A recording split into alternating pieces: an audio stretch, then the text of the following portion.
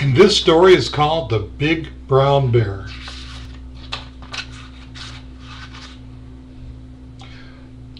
Once there was a big brown bear who lived with his wife inside a cave.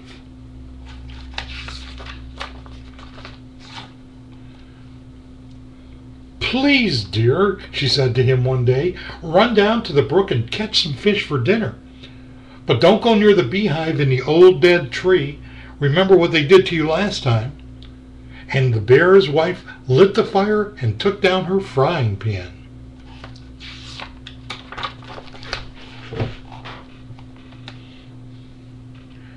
Meanwhile, the big brown bear walked slowly down the path towards the brook.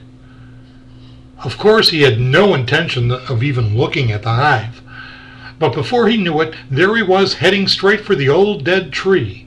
He sniffed the good smell of honey, and it made him walk faster. And the faster he walked, the better it smelled. As soon as he reached the tree, he pushed his paw into the hive and grabbed a piece of honeycomb. Inside, the busy bees were making wax and honey. So you see him going inside the tree there. Uh-oh. But the minute they saw that big paw wrecking their home and stealing their precious honey, they rushed out, darting in all directions and droning like a million airplanes. The bear yanked out his paw. Then he let out a big roar, and he ran away so fast that he left the bees far behind him.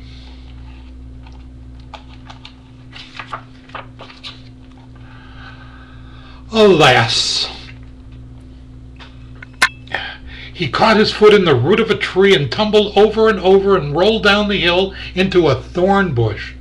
Swarming after him in a big cloud, the bees were ready to zoom down on his neck. So the poor bear had to act fast. Pulling and kicking and tugging, he tore himself loose at last, leaving a great deal of his fur in the bush. Right there. He ran towards the brook, jumped into the water, and hid there with only his nose showing. See that? The water was very chilly, but he didn't dare to move. The bees circled around and around, looking for him everywhere. Suddenly, they spotted him under the water, and they swooped down and landed smack on his nose. "Ouch!" he yelled. "Ouch! Ouch!"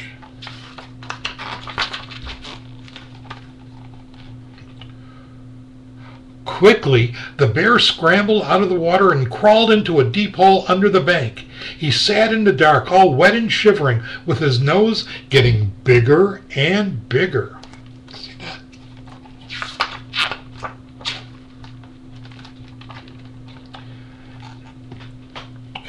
Make that easier. After a long time, very cautiously, he took a peep outside. He didn't see any bees, he didn't hear any bees, and of course he couldn't smell any bees, because his nose was too sore and swollen. So he crawled out an inch at a time and found himself in the sunshine again.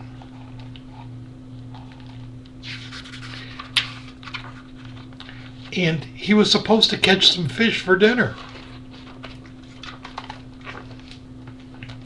So, we'll get this. So he knelt on a rock and looked in the water and saw a big trout. She kept very still, but the bear saw her and caught her with one flip of his paw. It made him feel much better. The trout looked even bigger out of the water, and the bear was so pleased he couldn't wait to show her to his wife. But halfway home, as he was going past the old dead tree, he heard the bees, who were still fighting mad. They were buzzing around the hive. Bzzz. Little sound effect. The brown bear crouched down and crept inside the tall grass, trying to make himself invisible. When he was far from the tree, he straightened up and raced back to his cave, looking over his shoulder from time to time. That's right there. He was so happy to be home that he gave his wife a great big bear hug and kissed her on both ears. His wife was quite surprised by such a greeting and guessed right away that he had done something wrong.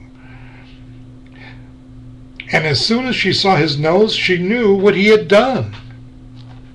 "Oh dear," she cried, "why did you go near those bees?"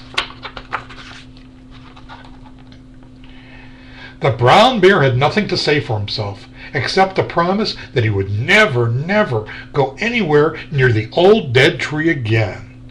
His wife put a wet compress on his nose.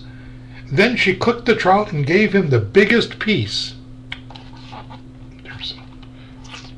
There's the dead fish. Okay.